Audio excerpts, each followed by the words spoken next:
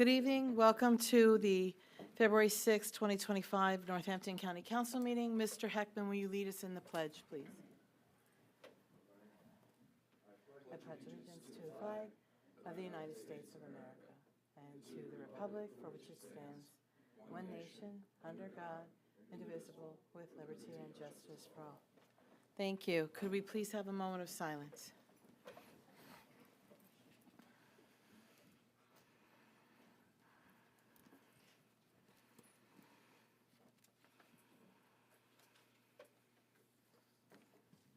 Thank you. Ms. Shavnisky, will you call the roll, please? Mr. Brown? Here. Mr. Corpora? Here. Mr. Giovanni? Here. Mr. Goffredo? Here. Mr. Heckman? Ms. Keegan? Here. Mr. Kraft? Here. Ms. Vargo Hefner? Here. Mr. Warren? Here. All present. Thank you. Could I please have a motion to approve the minutes of January 23rd, 2025? Motion. Second? Second. All in favor? Aye. Thank you. No one has signed up for courtesy of the floor on the sheet. Is there anyone who wishes to speak to courtesy of the floor this evening? If you do, you need to state your name, the town where you're from, and you get only 5 minutes. All right, my name is Jack Ciavolella. I'm from Bethlehem. I'm Vice President of Lehigh College Democrats. Now, you guys have heard from me before, and I'll spare you me today. But what I've done is I've brought some colleagues of mine, fellow students here at Lehigh University, who have all participated in the 2024 election there and experienced firsthand many of the delays that were at Banana Factory and at Broughal Middle School too. So I will once again reiterate to you guys that we would greatly appreciate that the health and the efficiency of our electoral system be of priority to this council and to this county government. And I know that you guys have listened to me before and will listen again to these lovely people who have put in their part to work for the county and for their country. So, and that I'm going to really end it here for you guys, and I'm going to let them take away from it. Thank you, guys. Thank you. Is there anyone else who wishes to speak to courtesy of the floor? Hearing no one, Mr. McClure, do you have a report for us this evening? Oh, I'm sorry. Come on. You have to come down to the mic and same thing. Sorry. Hi, my name's Bailey Baker. I'm from Bethlehem, Pennsylvania. I'm on the executive board of College Democrats. Despite being a Democrat, voting is a constitutional right for everybody, no matter who you vote for. And this was kind of violated in a way. I voted at Banana Factory on election day, and I personally waited in the line for about 5 hours before I was finally able to cast my vote. I waited in the line with my friends. The line was insanely slow moving. I sat there and I had homework to do because we had class the next day. Luckily, we had the day off and we were able to stand there for hours and hours on end, but not everyone has the ability to do so. I had school the next day. I had to study, and I was trying to get my readings done, and it was really hard to focus. Not only this, but I was worried as it got later and later in the day, because I came a little bit later in the day to vote because for certain reasons, and I was scared that I would not be able to vote, that they would not allow certain people to vote after a certain time. Overall, I also heard from people nearby me in the line. Some people left the line to vote because they had other priorities in their day, and so they decided not to vote.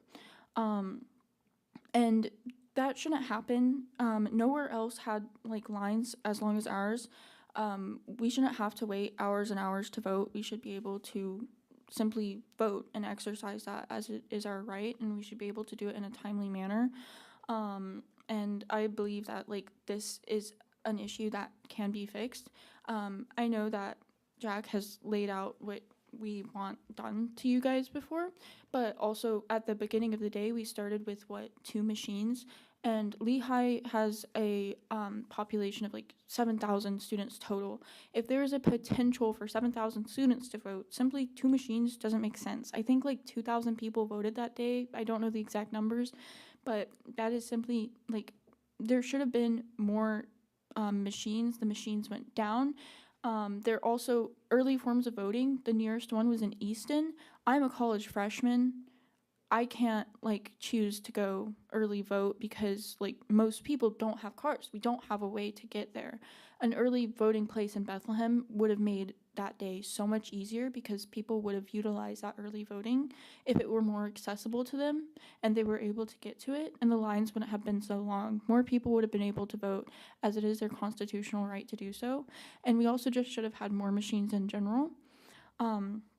So today I tell you, I waited too long. Many people waited too long. Many people didn't get to vote because of the really hours-long wait. And this simply should not have happened. And I call for you guys to please fix this issue so that this doesn't happen again. So thank you. Thank you. Is there anyone else who wishes to speak to courtesy of the floor? Hello, my name is Anna Sullivan. I'm from New Jersey, but I'm also a student at Lehigh University. On election day, I voted at Brogle Middle School, which was one of the other polling options that we could go vote at. The line was very long. I waited for about 3 hours, and there were only 2 voting machines. The issue that I am coming to talk to about is not just Brogle Middle School, though. After voting at Brogle, I was in communication with some friends who were voting at Banana Factory, and they were there far longer than I was. I went home, I was starting to do some work, and they were still there. So, one of my friends started to vote at around 12. She waited in line till 6:30, and I went to go stand with her in line towards the end of the voting hour, around 6 o'clock. When I got there, the lines were stretched entirely around the building on all sides. People were sitting down, they were doing work, they were trying to stay in line and stay committed to it. At Brogle Middle School and at Banana Factory, there were volunteers passing out food. I volunteered to also help pass out pizza while I was there, which was just towards the end of the voting evening, but people had been doing that all day long, and if it weren't for those volunteers, I believe that people would not have stayed in line. My best friend voted at Banana Factory, and she, hadn't brought lunch, she hadn't, planned to have been there for so long. I also, want to call attention to the fact that Bethlehem made national news for having multiple celebrities come and keep people in line. There were at least 4 celebrities that came to try to boost morale, to keep people staying there. And as exciting as that is, and those things are great to have people stay there, that should not be necessary at all.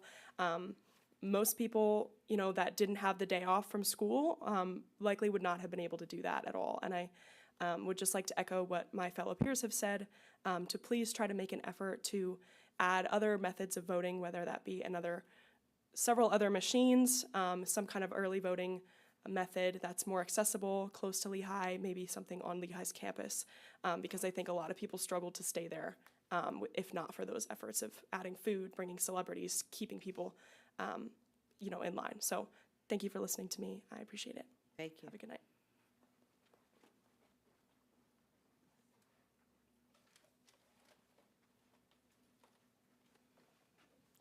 My name is Haley Lawrence. I'm a resident of Bethlehem, and I attend college at Lehigh University. I voted at Banana Factory during the election, and I ended up waiting over almost 5 hours to cast my vote. This is insane. I had a midterm the next day, but I had not expected to wait in line for 5 hours, so I had come completely unprepared. And I wasted a majority of my day. Well, not wasted, but I spent a majority of my day waiting to vote because I had no idea that it would take that long to cast my vote in a place where it should be expected, where a lot of people are voting, because a majority of students who attend Lehigh cast their vote at the Banana Factory. I'm from Illinois, so I didn't have the choice to do a mail-in vote.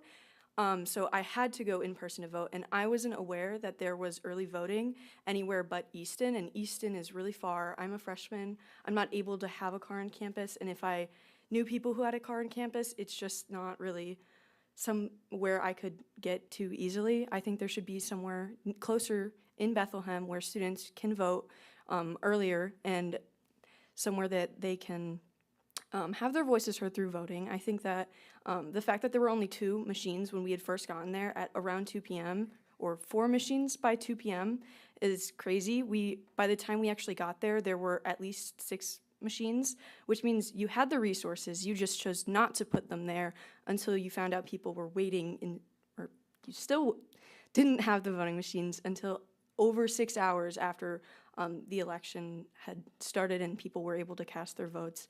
It's ridiculous to have to wait almost the entire day to cast a vote somewhere where you know that there's at least 7,000 undergraduate students ready to cast their vote and have their voices heard. So, thank you. Thank you.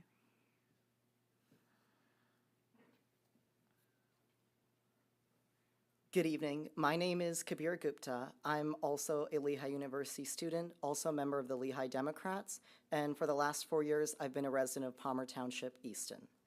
And as an Easton resident and a Lehigh student, these long lines to me really reflected not very well on our county and our voting system. I read about these lines at Banana Factory and at Brohill Middle School in national news, in articles from USA Today and CNN. And as an Easton resident, it would be my hope that our city and our county would show up in national news under better context for being a wonderful place to live, work, and vote. And so it really dismayed me to read about Easton in this manner in national news. There's many students and many young adults who I know who really want to vote and make our voice heard, but we are extremely discouraged by these long lines and by how difficult it makes it for us to go out and stand and vote. And as Lehigh students, we are lucky enough to have voting day off every year.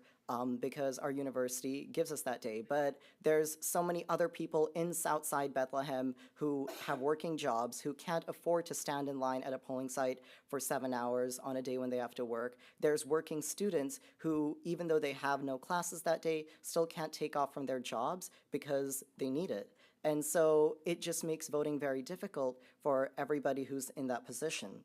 And I feel like it's our responsibility as Lehigh students, as Easton and Northampton County residents, to make polling more accessible, to open up maybe more polling stations, more early voting, maybe increase the number of machines at these polling stations in Southside Bethlehem so that Lehigh students, Southside residents, and Northampton County members can exercise their right to vote. So as a student, as a resident, I'm trying to act on this by helping support the proposals that Jack brought here, and I hope that the county and the council will also act on this by helping those proposals follow through.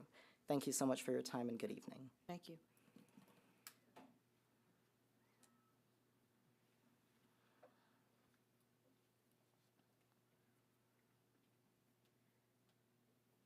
Hi, good evening, Council.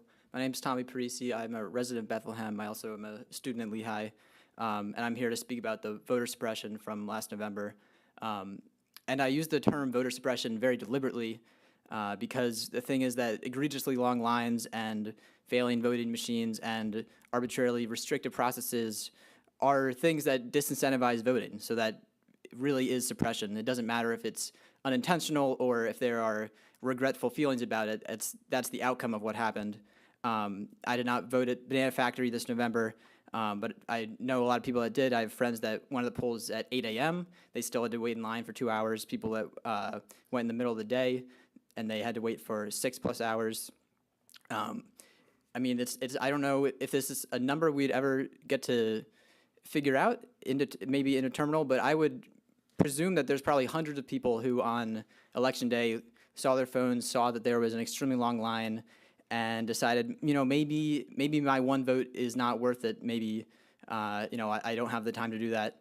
I don't know if that's a rational decision. Maybe it is or isn't. I would assume that's up to the, personal obligations of those voters. Maybe they have work, they have whatever else that day, and they just cannot afford to wait hours in line. I've also heard the idea brought up that long voting lines are possibly the fault of voters. They should have voted by mail, voted early, and that wouldn't be causing so many people to be there in person and make that line. And as someone who did vote by mail, I would just like to put out that I feel that's a ridiculous assertion. If there is a problem with procedure you can't blame an entire collection of people. That's a systemic problem. I'd like to also just point out a few more things and maybe a few solutions. I don't know if council is aware, and I know this website is run through the PA Secretary of State, but if you are registering to vote or applying for a mail-in ballot and you don't have a PA driver's license, it's a very difficult process. The website often rejects the images that are uploaded as signatures in place of PA driver's license number, which means you need to go through physical paperwork. And again, it's not that that's impossible, it's just that it's more restrictive than it needs to be, and that is on a mass scale that's going to make people not vote or not vote as easily. I've also heard from organizers that do voter outreach in Pennsylvania that Lehigh is a unique school for voting because we do have election day off from classes, and I think that's a great thing. But another thing that's unique is that we don't have a polling place on campus. Many other schools in the state do. I don't know why that is. I've heard in the past there were efforts to try to get a polling place on campus.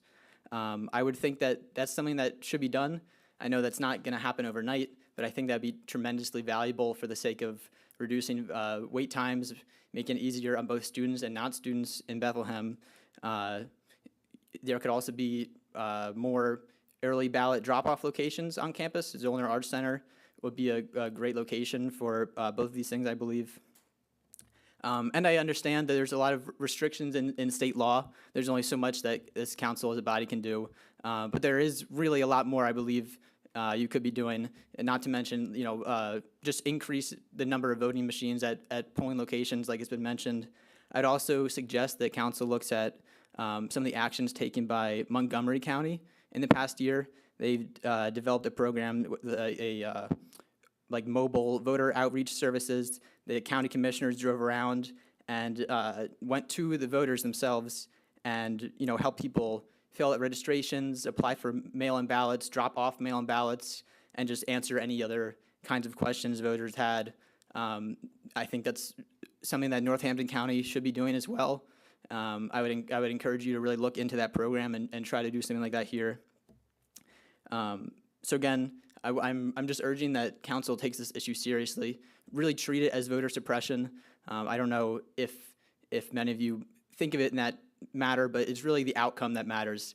That was voter suppression in this past election in November, and if nothing's done about it, it's gonna happen again. So again, I really urge you to please take it seriously and try to pursue these solutions. Thanks for your time. Thank you. Thank you. Is there anybody else who wishes to speak courtesy of the floor? Thank you very much. Yes, sir. Agree. Does the heart of a 60s person good to see so many young people get up and speak about their concerns, whether you agree or disagree with their feelings. But I want to thank you for taking such an active role and an interest, and being willing to come up to government and speak your truth to power. So I want you to know that there are people who are a little bit older than you who do appreciate the efforts you make. Thank you. I just wanted to give them some props. Thank you. Mr. McClure, do you have a report?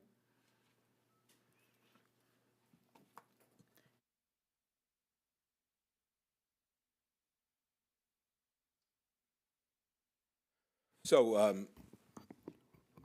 we have had periodically the garage checked to make sure, since Mr. Milley stood here and described the potential for concrete to fall down, strike someone in the head, a risk that I admittedly is low. We've continued to make sure that there aren't any places in the garage that are imminently dangerous to the people who are there. But recently, and I'll pass this, ask Mr. Heckman to pass this around to you. We had, now this doesn't go to the structure of the garage, but it does go to some of the conditions that are dilapidated within the garage. And Mr. Mealy has since had operations and maintenance or O&M. I need those. You want the copies of Well, go ahead. He has had operations and maintenance remove the offending attachments to the structure that caused this damage to our sheriff's deputy's vehicle, which you can see is fairly significant. And just another reason why we need to move on from the aged garage that we have. How did the window break? So in the garage, you may have noticed that there are wooden planks attached so that when people back up, they don't break or damage the concrete. A bracket that was holding one of these wooden planks broke and damaged the car in that fashion. Oh. Same picture. And I'm sorry? Oh, good, thank you. Thank you, all right. Oh, are we supposed to give them back? You know, keep it. Put it on your wall. I didn't know what the deal was. There Yeah, was, good. keep Put it it, on, look at put it on your wall. No, it's okay. Sorry. That's what I have. Do you have any questions for me? Sure. Yeah, mm-hmm. Have we considered, or could we consider the prospect of, now that we know, and I know this was a big election, I get that, all of that accepted, adding a precinct of a big place like a Lehigh, somewhere near there? Sure, I think that's a question you can direct to Mr. Kamini, because I think that all comes down to census and the allocation of resources. But I think that's, the next time he's here for an election committee meeting, that should be addressed to him. Fair enough, I forgot to put my mic on. Yes. Just to piggyback on the same topic, and I know all these students would like to hear a little bit about it. Do you think that the use of paper ballots in the situation of long lines and special circumstances would be a helpful solution to be able to cut down on lines? I do if the state law changed. So the state law will not permit our use of paper ballots? Correct. Luzerne, one of the counties in, is it Luzerne County? I don't know, but you can't. If you cannot have the paper ballot option at the polling place where the machines are in use. Might have been a provisional ballot. Even in the secure, like if you had a cardboard cutout secure ballot signing area? Is Correct. there any way? Because we you did it can't down at you the can't office. apply for your mail-in ballot, your no excuse mail-in ballot after the no excuse mail-in ballot date, and the election day is necessarily after that date. Gotcha. Thank you. That's why you couldn't do it. I'm all for it. If they change the law, I would have no problem with that whatsoever. Speaking of state law, are we allowed to expand early voting locations? Say if we wanted one in the borough of Northampton, if we wanted to have one at Lehigh. Yes. Does state law allow that? Yes, Okay. it doesn't explicitly authorize it in Act 77 or 88, but I think a Supreme Court decision has, on drop boxes, parenthetically, has probably authorized additional, and I know other counties have them, early voting stations. Okay. But you're talking about resources and, Absolutely. it's a question that should be directed toward the registrar as to why or why not that would be a good idea. I am not opposed to having one. Thank you. A couple of the people that came up said they were freshmen, they can't have a car. Perhaps maybe the college can have shuttles that can bring you here to vote in person? Are they allowed to vote in person, or is that the same rule with the mail-in ballots? What do you mean? Early voting in person. If they got a ride and they came here within the period for no excuse mail-in balloting, ballot on demand, and they had their driver's license or social security number, they could vote. It'd be nice if the college had shuttles to bring the kids over. So that may be something they want to go talk to their administration about. That would be a nice change. I just think we should clarify that there is no early voting in Pennsylvania. There's That's on correct. demand, and I know people are saying that, but technically it's not early voting. The- so- And we should explain the reason why Sure. that is technically true, because you cannot canvass the ballot until 7 a.m. election day. We So there went- is no early voting per se. You do cast your intention, but it doesn't actually Right. get You can counted until election Mail-in day. ballot on demand is Right. like the technical In term, other correct? states, they actually count them Right. early. but we Yeah. don't, and that is county has no authority in that matter. That is a state. At this time. That's the state legislature. We lobbied last week regarding these matters, and it was the number one, like this, CCAP has 3 priorities, that's the one. That was the only one that was met with some resistance by every legislator we spoke to, simply because I think everybody's afraid of, we asked for an extension on the pre-canvassing Right. time. And every legislator said, oh, we'd love to do this, but, and the but is they're afraid of all the amendments that are going to get attached to something like this. So this was our first pass, but I would very much encourage you to speak to any legislator, whether you're from Montco, from locally, to talk to them, because this needs to move now. And everybody's like, I'd like to, but, and county's hands are tied, and there's no clarification on that Act 77, so. Yep. Is there anything else for Mr. McClure? I have a question, and I don't know how to ask it, so I'll keep it as simple as I can. A few years ago, you stood up against an ICE officer who came into the county unnecessarily and set a pretty firm limit, which I do appreciate. We all appreciate at the time. I'm wondering if there's a need to look at our policies, given the climate that we have now, or is that something that's out of our jurisdiction at this time? Well, I mean, to answer your question, I think we have to talk about what actually happened then. Yes. Josh Fulmer, the late Josh Fulmer, an attorney who practiced law here in Northampton County, was representing a person who was undocumented. The undocumented person had state charges. I don't remember what they were. The judge of the Court of Common Pleas, I don't remember which one, released that person to go. They were free to go, according to the judge of the Court of Common Pleas of Northampton County. So Josh was walking out with his client in the hallway. And if you've seen our hallways during criminal court week or civil week, they're always very crowded. There's people all over the place. Unbeknownst to anyone, at the time, head of the DA's detectives allowed the ICE agent to come in through the detectives have a door downstairs, let him come in, and then this kerfuffle ensued where Fulmer lost his mind, and it was caught on videotape, and our lieutenant, I don't know if he was a lieutenant then, George Volpe, did an excellent job. He's trained in crisis intervention training. He did an excellent job de-escalating the situation. And nothing worse than the interaction that took place on the video occurred. We were very fortunate at that. And subsequent to that, we needed to have a more rational process. So what we do is, because I believe that an undocumented person who also commits crimes, if ICE wants them to deport them, they should be able to deport them, right?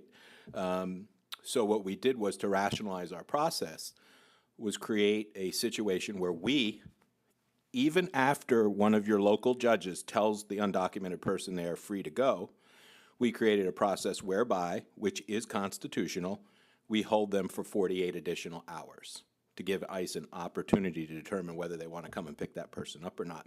And since this order has been implemented, and I think it's under 2 different administrations, now a third, very often our folks in Northampton County Prison will email ICE and say, you know, Mr. So-and-so is undocumented, is being released on such and such a date. Do you want him? And we have multiple emails where they responded, no, we don't want him. You can let him go. But that's not always the case. So what we did was we said, we'll hold you for another 48 hours if there's a detainer from ICE so that they can decide whether they want to come and get him. But you need a warrant or from a federal magistrate, some type of process to come into the prison to take them. And if they don't have that, they're released at the date and time they're released, and then ICE can pick them up on the corner.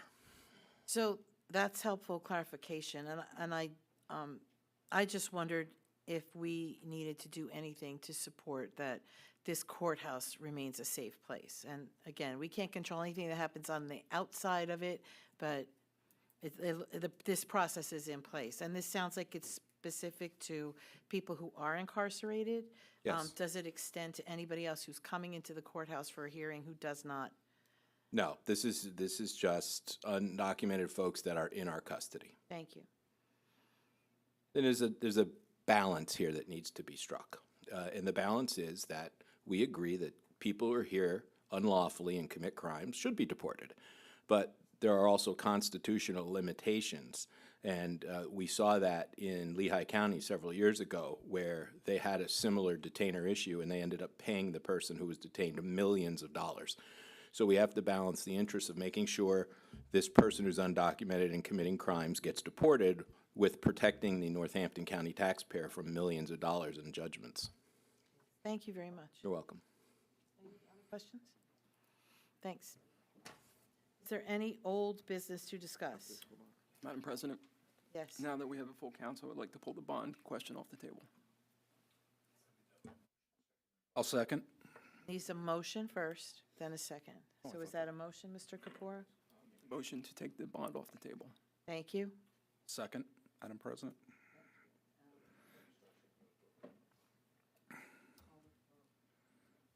Mr. Corpora? Yes. Mr. Warren? Yes. Mr. Giovanni? No. Mr. Gafredo? Yes. Mr. Heckman? Yes. Ms. Keegan? Yes. Mr. Kraft? Yes. Ms. Fargo Hefner? Yes. Mr. Brown? No. Passes by a vote of 7-2. Okay.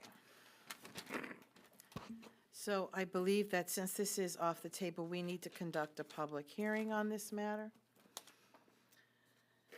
So is there anybody here from the public who wishes to discuss this item? Hearing and seeing none, is there anyone from council who wishes to discuss this item? I'll speak. Yes, Mr. Gafredo. So I voted to pull this off the table because, in a show of, compromise, and I will agree with the fact that we will need a new garage, and I will support that.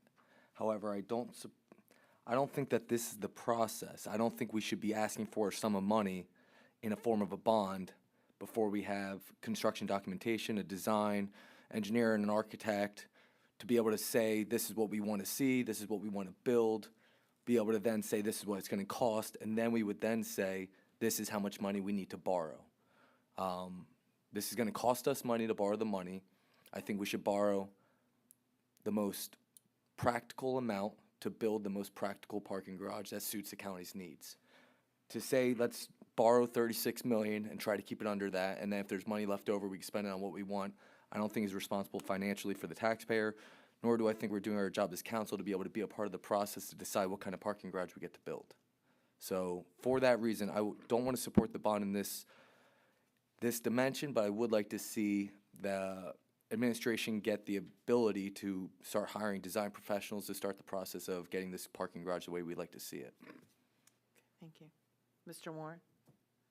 If, I need to ask a question to the administration, the $35 million, that's not just an arbitrary number that was thrown out, correct? Mr. Mealy, I don't know if you want to speak to this. This wasn't just like thrown out of the clear blue, like there was no planning, no processes in place. I believe there is a specific structure to where this money specifically came from, if I'm not mistaken, correct? That's correct. The cost estimate was based not only on the preliminary study that we conducted over a year or two ago with USA Architects and their consultant, THA, who specializes in parking deck construction. It was also verified by the cost estimate that Skanska had put together for us. So it's not arbitrary? Correct. Thank you. Yes, Mr. Brown. But to Mr. Gafredo's point, we don't have architectural drawings, we don't have schematics, we don't have the multiple items that Mr. Gafredo mentioned as part of a project, and that is not atypical that you would go out and you would do at least some preliminary drawings, some preliminary work before you come back and go, well, we need money. Then you know what the project's going to cost. You could, to Mr. Gafredo's point, then you can see what you're actually getting. with that. One of the concerns I have is, well, we were going to do this, and we're going to plan to be able to build a 30,000 square foot building, and then a month later, we're not doing that anymore. But I've not seen any change, any pieces along that line. I'm not going to support this particular version of the bond issue for the following reasons. One, when we talked about this in the fourth quarter over the budgeting process, I believe the council was pretty clear that there was support to do, and I think we all agree, we need to do a garage and a parking deck. But that was all that was supposed to be in the bond when it came back. And then with the details, as Mr. Gofredo just talked about, instead, the bond that's in front of us, he's got loaded up again from what you're projecting to be about 21 to 22 million for the potential garage to 35 million. Great. In that, we asked for some clarification, and what we were told were, well, there's some prison projects and other projects that are going to be mixed in there. As far as I know, the capital projects were part of the budgeting process. The administration over and over again said they stand by the budget, they stand by the budget, they stand by the budget. There was no parking deck budgeted in the 2025 budget as far as I know. I'm not sure there were even money set aside for some of the preliminary work that we just identified in the 2025 budget. So the prison projects themselves, we may do them, but they're not defined. And if they're not defined in the budget, then why are we borrowing money to do projects that weren't even budgeted for? The radios. The radios have been added to the budget again. Council offered to fund the radios in full in the 2025 budgeting discussions. The administration declined. In one conversation, it was a public safety matter, the sky's falling, and the next conversation, we were told by the administration that the 2025 radio costs are in the budget and are covered in the approved budget. Additionally, as compromise, this council put forth an additional $1 million that could be used by Mr. Weaver in moving the process forward from the $6 million that was supposedly in the original bond issue going forward. I believe that $1 million is available today to spend, and that should carry him well through 2026 until other funding sources could be found to fund the balance of the radios that are there. Council authorized the COVID response grants for that $1 million to go to that specific project. And you can pay as you go for the remainder of the project with the financing that would be required. Again, why would we be financing over long-term debt for equipment that's probably going to become obsolete in the next 5 years anyway and needs to be upgraded again? The parking deck itself, while I support the parking deck, I don't support the current version of what's in front of us overall. One, the administration has had 7 years to bring this project to get it done. Why now? This current administration is not going to be here 12 months from now with Mr. McClure deciding not to pursue a third term.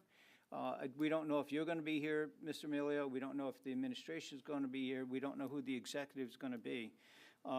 So going forward with a project of this scope and this important and this scale, I don't believe it's prudent to approve the bond that the project may not even get off the ground till later this year, and then the administration and those most intimate with it are leaving office potentially. With that, it doesn't make sense. It's not prudent to do that, and I don't recommend doing that. The administration had to drain $11.9 million from the Emergency Financial Stabilization Reserve Fund to cover the 2025 budgeted expenditures. So why are you here now? If you had to borrow from the Emergency Reserve Financial Stabilization Fund, why are you proposing to spend more money and have to borrow to do it? It doesn't make logical sense. We went through this during the budgeting process. The lack of continuity from the administration project management is going to create chaos for the incoming administration, and it doesn't make sense. Hopefully, the incoming administration will support a parking deck, but they should be the ones that then should come back with the detail and the scope and that. So for those reasons, I'm not going to support this particular bond in this particular version. Thank you. Mr. Warren. Thank you, Madam President. It was my understanding, because I was here, sitting in this chair, it's 2 or 3 times last year, that you, Mr. Mealy, provided renderings and provided a scope of what this project would entail, and granted, it was with the office space. Am I correct in that? It's been well over a year since that first plan was initially presented. to the Right, but council. we did have we did have some renderings, we did have information to be able to make a decision on this, correct? Yes. Okay, and I also believe that there were a couple times when you brought pieces of concrete from the parking deck to the podium here, correct? Yes. We just received this picture.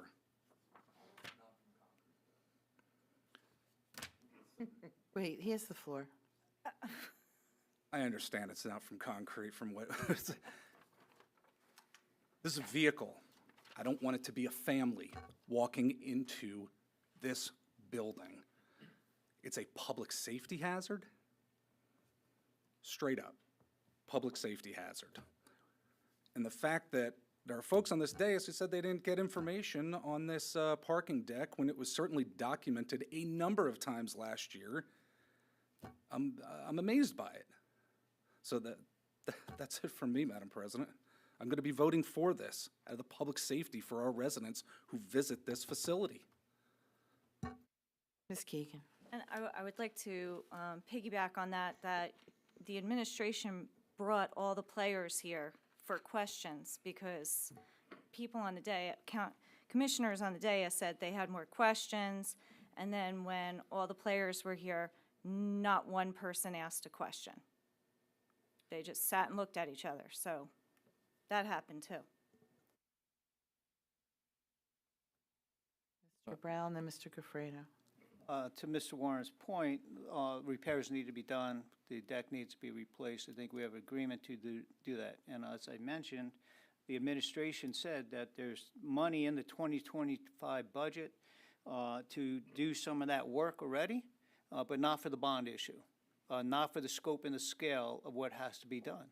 So I believe, as I articulated, it's not the right time in order to take on a project this complicated and hand it off to another administration, another project manager, potentially going over. The rollover in the middle of this project, it does not make sense, especially to your point. This is a public safety matter that needs to be addressed, but it has to be addressed in, I believe, in the proper way, the proper timing, and again, to reiterate Mr. Gafredo's points, in the right method.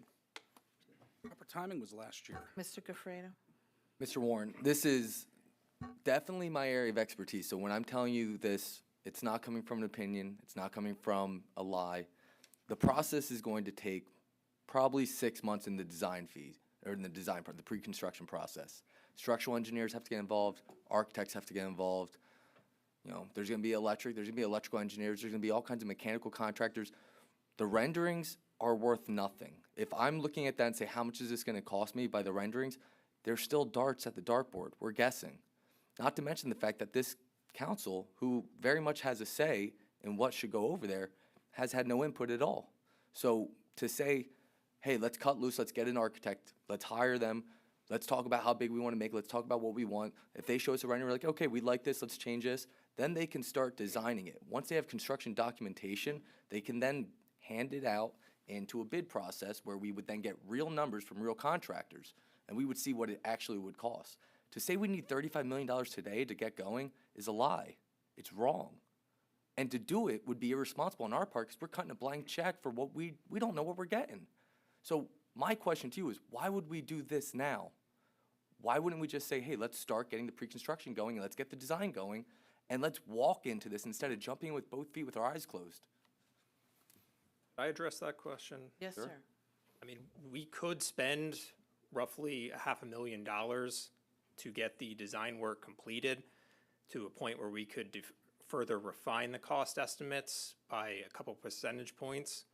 But any savings that we would potentially be realizing by having a more refined cost estimate, we would likely be losing by waiting to finance this bond, as well as the construction market. Well, I'm in a disagreement with the fact that you want a $35 million bond. I don't want to give you $35 million.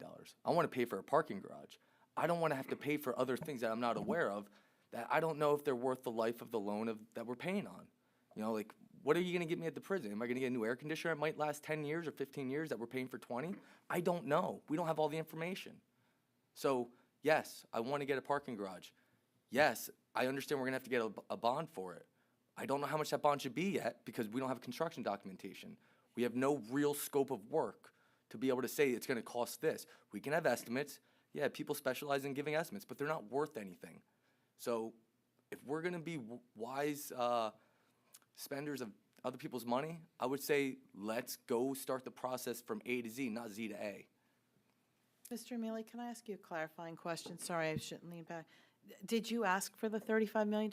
I don't, this is not your sum, is it? Or am I incorrect? Because you just said he asked for it, and I don't think it was yours. You're asking for a parking garage, correct? Correct. So did you come up with this figure, or was it a negotiation with other members of the administration? It was a figure that the administration reached to address all the needs that we feel are pertinent. I just don't want you blamed for a collaboration. No, I know, because I don't think he said, give me 35. Can you tell me exactly today, based on the work that you've done, ballpark what you exactly need or close to need for this garage? Of this 35 million, how much is for the garage? For the garage components, around 21 million. 21 million. And that's, again, based on cost estimates from Skanska, who is a gigantic worldwide company. Right, right. They've done a number of very similar parking deck projects to this. It's also in line with the numbers we got from THA, who is a consultant that specializes solely in parking decks. You know, there's generally a number per spot that it costs to construct these decks. All these numbers are in line with the cost estimate that we're presenting for the parking deck. And that 21 million, is there potential for you to need more because of costs, or like, because how long is it going to take to really complete this project, start to finish? Probably about 18 months once construction starts. And that won't be able to begin till when? Design work would probably take 9 months to 1 year. So we'd probably be looking at getting the project out to bid roughly a year after the bond is passed. And the numbers that were provided from Skanska, they did account for inflation as well during the design and So construction. the 21 million would account for that? Correct. I have something else, but I'm going to let Ms. Keegan go. So we've been talking about this for over a year. And Mr. Goffredo, you're the one who said that this was your area of expertise, and you walked, I think I recall you saying you walked around the parking deck, and it still had years that it could still be I stand fine. by that. Yeah, okay. But now you're saying. If you repair it. And now you're saying it does need to be fixed. I said I would compromise and I would vote with the council because I'm here to compromise. I think that you can make repairs because it's concrete and steel, and you have water infiltration.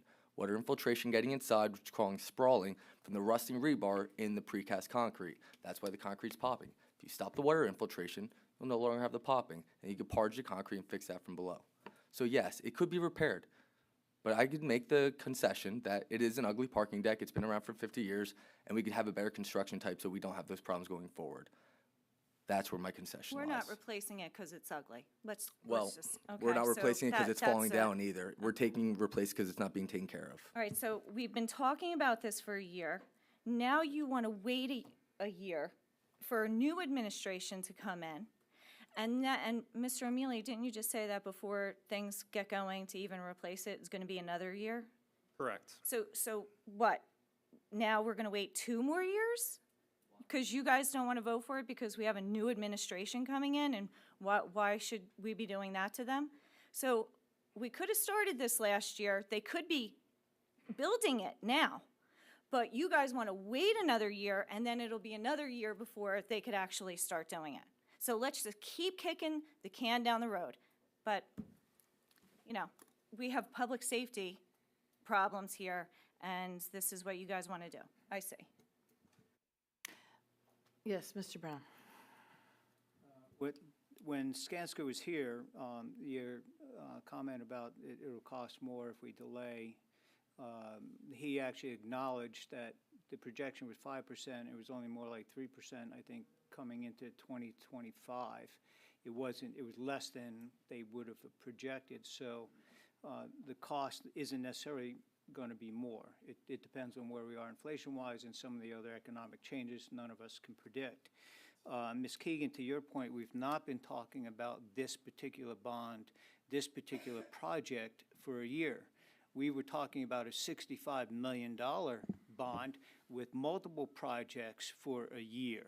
This version of this bond just came forth recently. So no, it's not the same.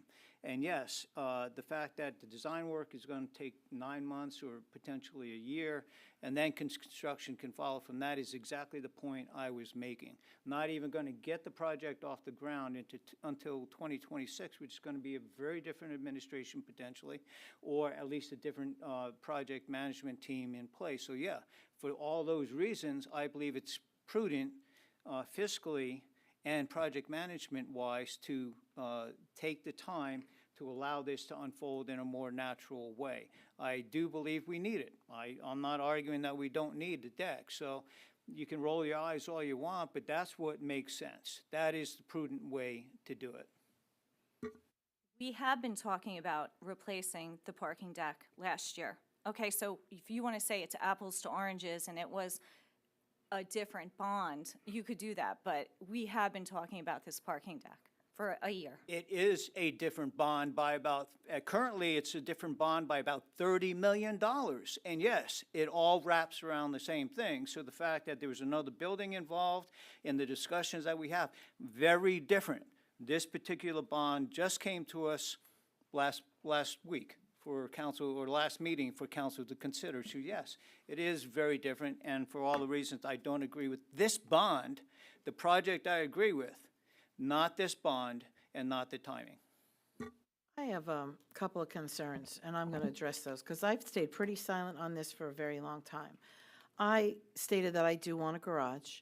I did want the radios until we had our budget hearing. I agree with some of my colleagues. We addressed that. We said we had the money for it. That's done. I have a concern about the language on page 6. I looked at the bond that we passed in 2018, and that was the other, I think I passed 2 or 3 big bonds like this. One was a refinancing, and one was for the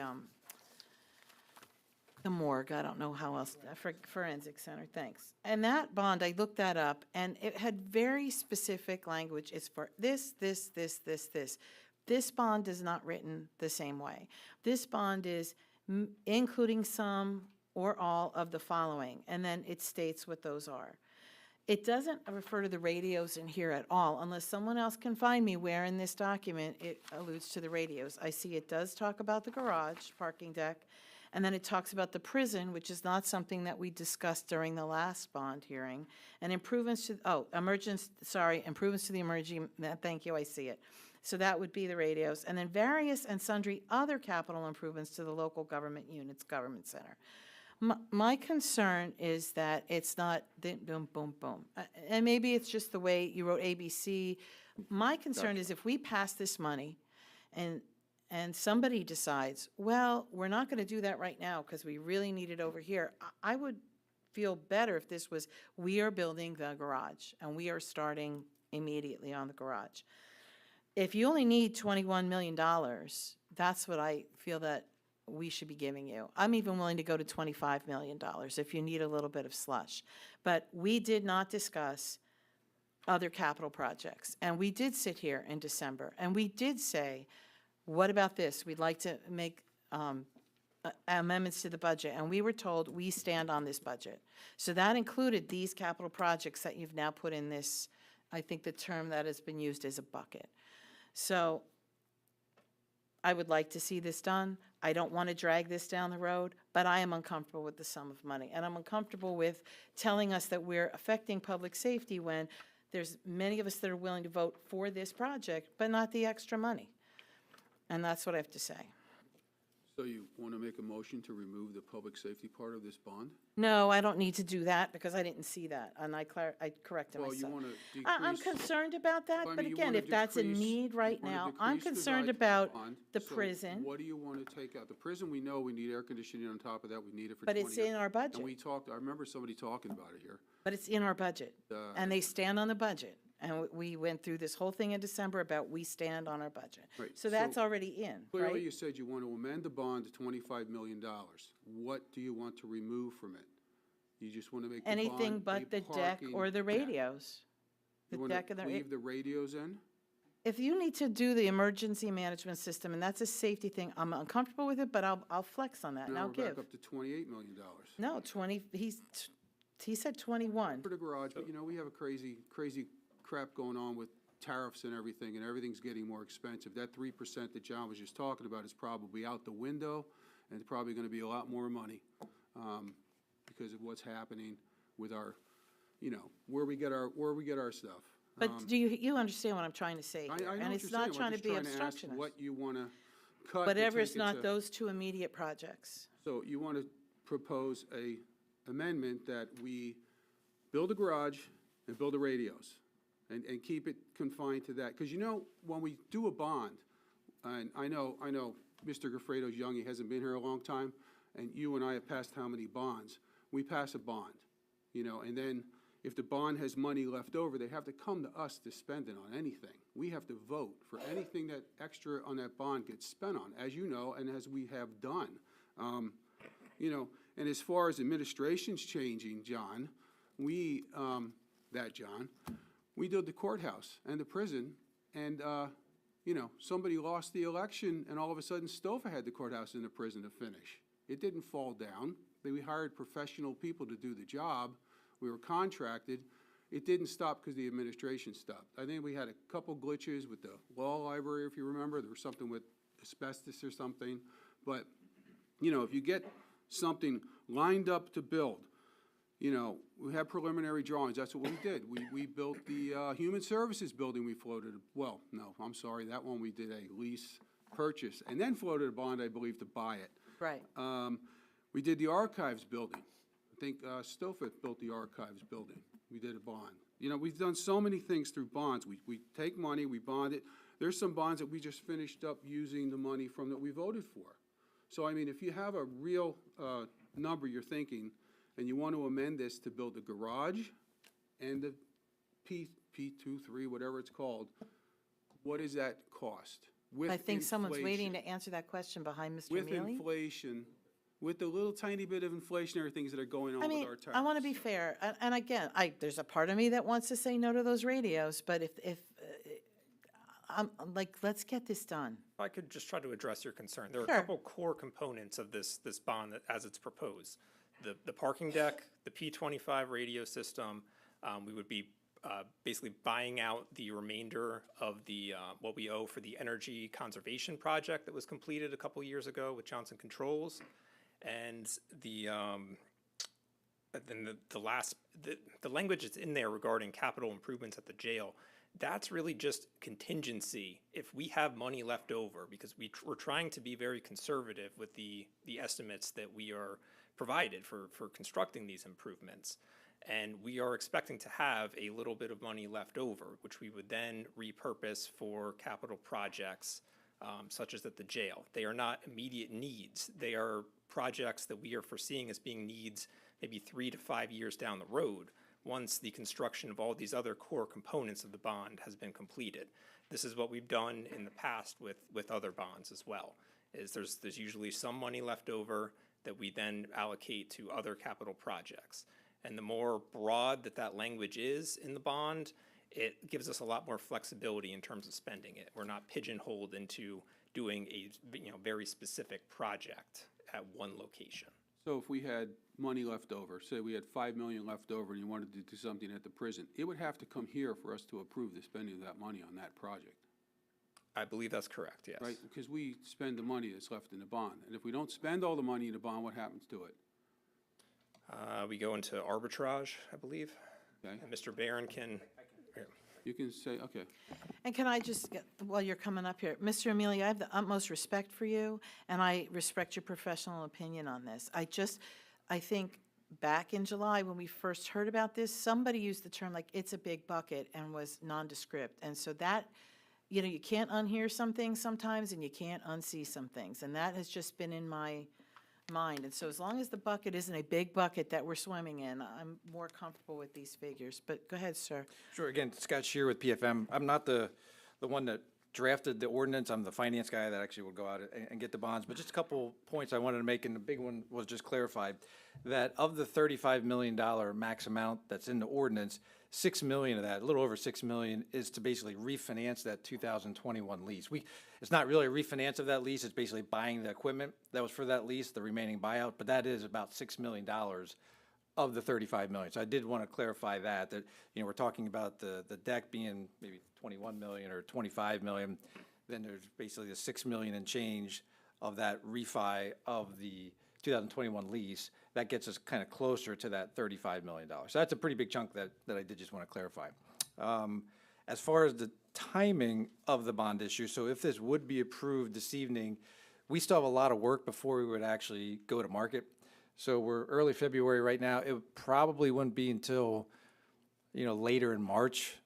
So we wouldn't be doing this next week. We still got to go through the credit rating process and do a whole lot of stuff, develop the prospectus, the offering document that has all the information about the county and the project and everything else. So all that paperwork and everything is going to take well over a month and to go through the rating process. So probably the transaction would not close, you know, maybe not even until April. So it gives us a little bit of time if, you know, things need to be discussed more at various meetings from that standpoint.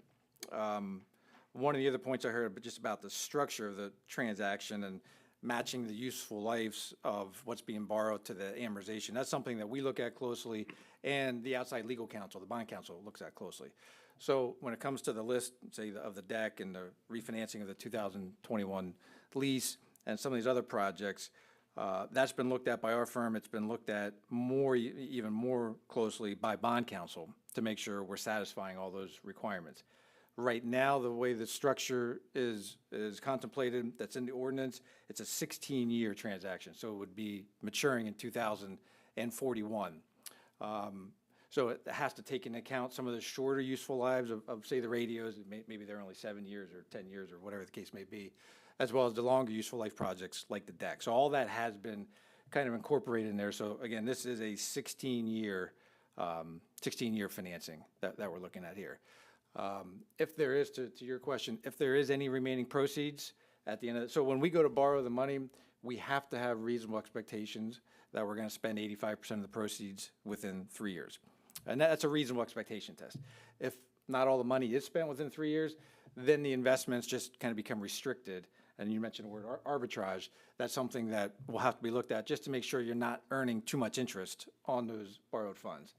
If you get to that end of the period and the parking deck's done and the radios are bought and we refinance the energy lease, but you still have $5 million left over, if you don't have other projects you want to do or that you can get approved, then at that point we would recommend paying down the bond, basically taking those remaining proceeds and paying down a portion of the bond issue to then lower the debt service. So once the bond issue is issued, we don't necessarily go away. We kind of stick around to make sure that that everything kind of ends the right way, just because the IRS does look very closely at these kind of financings and want to make sure that the proceeds are spent correctly and in a timely manner, and that the interest earnings are accounted for correctly, that things are not being abused from that perspective. So it will be monitored closely, and there will be updates to say, hey, we're getting close to the end of the 3-year period.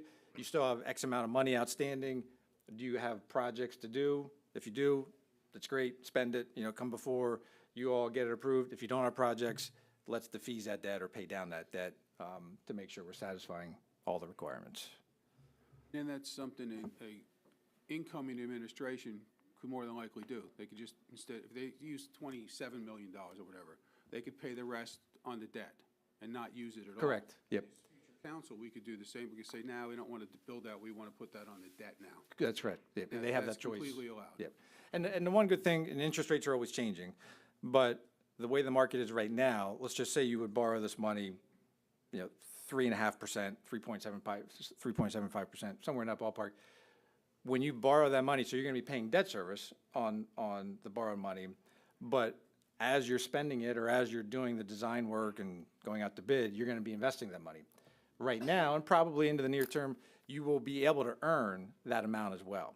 So that's kind of a good thing, that there's really no what's called negative drag or negative carry, that your borrowing rate and your investment rate are about the same. Actually, your investment rate's higher than your borrowing rate, but again, there's restrictions on that.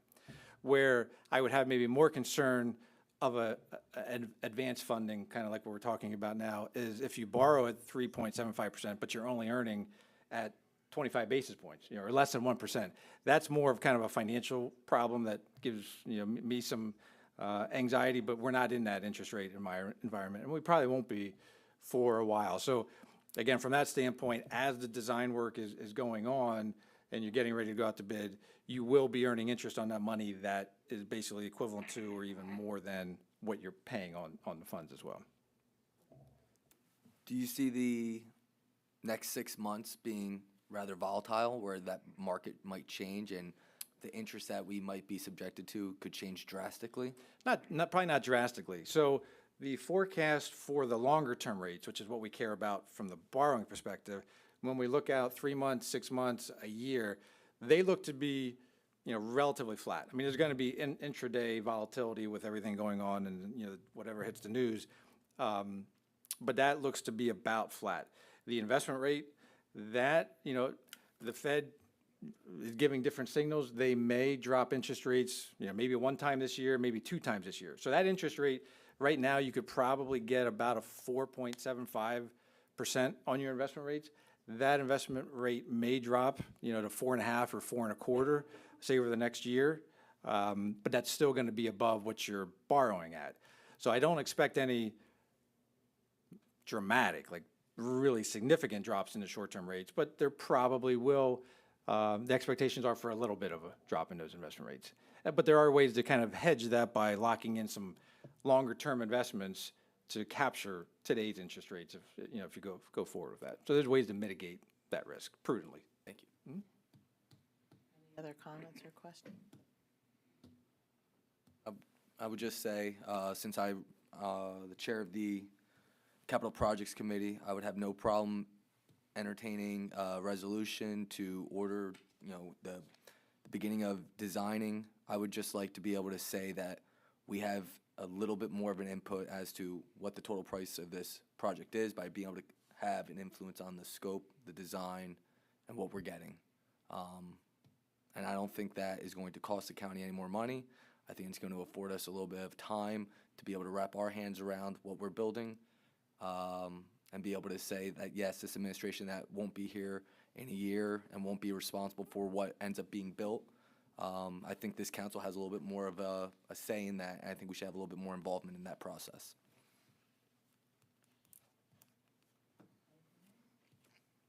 Call for the vote. Oh, sorry, Mr. Hackman. Clarification, what are we voting on at the moment?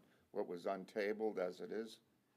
No, we already untabled it. Oh, yeah, I no, mean, as it is, on yeah, that. there was no motion Okay, to all right. amend. There Well, I was, just wanted to be clear, that's all.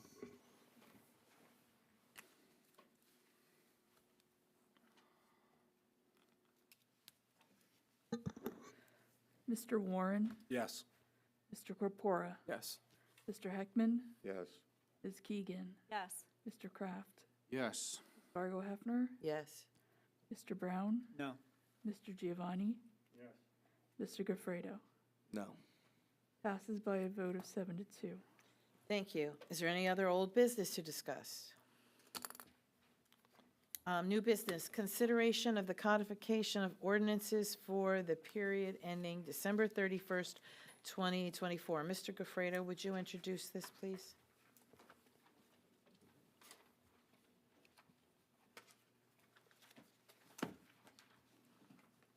Whereas Northampton County Home Rule Charter Section 606C states codification, the county council shall provide by resolution a codification of all ordinances as amended, having the force and effect of law, and of this charter as amended, and whereas attached hereto, marked as Exhibit A, and intended to become a part of hereof, are amendments to be included for codification pursuant to Section 606C. Now therefore be it resolved by the Northampton County Council that Exhibit A attached hereto and intended to become a part hereof shall constitute codification. I'm sorry.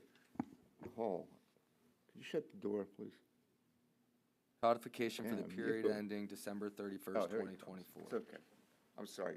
Thank you. It was, the noise was interfering with our ability to hear. Thank you. Oh, you're okay. Don't, yeah, you don't have to do anything. Thank you. Any discussion on the matter? Call for the vote. Mr. Gafredo? Yes. Ms. Keegan? Yes. Mr. Kraft? Yes. Ms. Vargo Hefner? Yes. Mr. Warren? Yes. Mr. Brown? Yes. Mr. Corpora? Yes. Mr. Giovanni? Mr. Heckman? Yes. Adopted by a vote of 9-0. Thank you. Is there any other new business to discuss? Any council committee reports? I have one. Yes, sir. Before we convened this meeting, we had a Human Services Committee report, and it focused pretty much all on Graysdale. And it was it was good. It's the kind of discussion we need to have. I think we all aired our concerns and our hopes and desires when it comes to Graysdale. I would say you should probably look at the minutes, or if you refer back to the video, it'd probably be helpful. But whatever happens this year, I know we're in a silly season for county elections, but whatever the outcome is, it's going to be something that's there. It's always been there. And I don't know. We'll see what happens. And, you know, with that, I'll just conclude by saying, go Eagles. Any other committee reports? Any liaison reports? I have two. I wrote down the date. It was last Tuesday. Lehigh Valley Economic Development had a meeting, and we heard the analysis of the strategic plan that had been created and worked on for the past year. The consultant gave us the reports. It's interesting because something that was mentioned in the Human Services Committee meeting was brought out there. The idea, like, we looked at the pros and cons of the valley, and then now the group is going to move forward on making an action plan on these items. But one of the number one observations and concerns is that there's so many zoning and municipalities that have to weigh in on a project getting completed, that seems to be like the number one project, the number one problem toward getting anything finalized. So I think it's interesting that that got brought up with the LTR, and I'm sure people have seen it in their areas, so it's just something to pay attention to, and it looks like they're going to try to address it. And nobody has as much authority to really stop that, but wherever we can collaborate more, I think people are going to try to take a look at that. Their main event is in March, and I think everybody will be invited to that. It's going to be held at Arts, because it's their annual meeting, and then they have like a presentation, so they may do some unveiling of that other work there. The other liaison report I have is that last week, CCAP board met, but some board members and committee members went to Harrisburg to lobby for our priorities. We announced them at the Capitol and then set about the day to get approval. We were met with positive feedback on the 911 money. Everybody understands it's due to sunset a year from last week again, and it's still not done, and we still don't have the amount of money.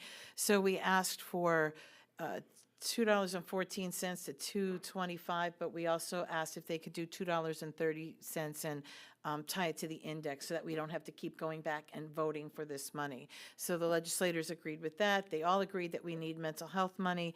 We were told who the targets were to ask because there are some holdups on the mental health. And as I mentioned in an earlier point, the election process and needing to change the pre-canvassing seemed to be met with subtle resistance, if you will. So we're going to keep prioritizing. The governor dropped his speech this week, and we're going to keep lobbying and trying to get this done. And I think that's all I have, except that the CCAP meeting is in March. Sign up if you want to go. Really quick, Madam Yes, President? sir. Just want to thank you for your advocacy with regard to mental health funding. Mr. Kapoor and I met with State Representative Zach Mako recently to talk to him and advocate for more mental health funding, specifically behavioral health funding, within the upcoming state budget. So I think the more of us that are talking to our state legislators and advocating for this, I think hopefully we'll see some positive results in this upcoming state budget. Right, I agree with you, and we met with Representative Flood, who was on the Appropriations Committee in the House, as well as the Human Services Committee, and she's 100% in. Again, it all goes back to the governor, his budget, and the cards. And I think the House is our advocate on all of these things. It seems that the Senate is the place where we have to do the most work. That's So- what Representative Mako was essentially saying as well. Madam Now- Chair? Yes, sir. Can we request that the Register of Elections would come in? Because there were a lot of questions that came up tonight, and Mr. McClure said, "We'll ask the Register." And I think it's legitimate. I had, listening to everything, I had some questions too that I was wondering about, and I think Would you like him to come to the whole of council rather than a committee meeting? Would you like it me to might ask be him to better. that? Okay. I mean, that's just my opinion, but I think it's something that we might want to consider having him come, just to clarify a few requests and questions that were brought up, that's all. Could those questions be directed at an actual election commission meeting with the election commissioners, the people who run the election? You know, the Board of Election? It was the executive who recommended They that have a meeting, I know they want him to come, but he'll be there, the person who runs elections, and the election committee's there. Isn't that the appropriate place to ask them, to have them come, and, or if you have questions about how elections are conducted? I think it's a both and, if I can just say, I think it's a both and, because I think that's a good place. But you see that they come here and they say, what Right, are you right. doing? And we don't have any authority to do some of these things. We don't have the authority to pre-canvass. We don't have on-demand Yeah, voting. which like- we all know, but I mean, the kids But should they have been, don't. the kids could have went to the election commission too and asked those questions, because that's where it can be answered. I mean, as a former chair of the election commission, with my esteemed solicitor on the election commission over there, that's where those things get done, have always gotten done. And maybe they could have been directed to where to properly go to ask that for more voting machines and things like that. Because those are the people who are appointed to run the elections. It's a quasi-judicial, independent judicial board who runs elections for the county. So it would just be, I didn't want to tell the kids that because they were here and I appreciate that they brought in their But enthusiasm. they've all going to hear it now. They brought in their And the press is here enthusiasm. too. Mr. Kraft wants the Well, kids the to go to the press, election. the press already knows this because the press writes about it all the time. They know what the election board is and their duties are in the state and codified by state law. So, I mean, that's the place to go for that. And to come here and run them through, I mean, you already have a elections oversight committee or something that we made up here to have them come to that, Yeah. you know? I think the that one quote was is the made kids up. are all right. They're all right to come here. Integrity committee, Excuse me, you know, have it at an integrity committee We're- meeting, you know? I think we all, the 9 of us, are co-equal. I would prefer that they would come, we'd get these people coming all the time I know, I agree. here, as opposed to going to that. They should go. Well, all right, well, you should voice your concern if he comes and say, I object to this entire proceeding and storm out. No, they're allowed to have public speaking. You're allowed to say whatever you want at public speaking. Like that one guy used to come and say there was nuclear things in the blasphemy. Oh, please, Remember? okay. Okay, Anyway, any that other was all. liaison reports or any clerk report? Nothing. Any solicitor report? No. Motion to adjourn? Motion. Who's the first? Go Birds. Second? All in favor? Aye. We are adjourned. Thank you.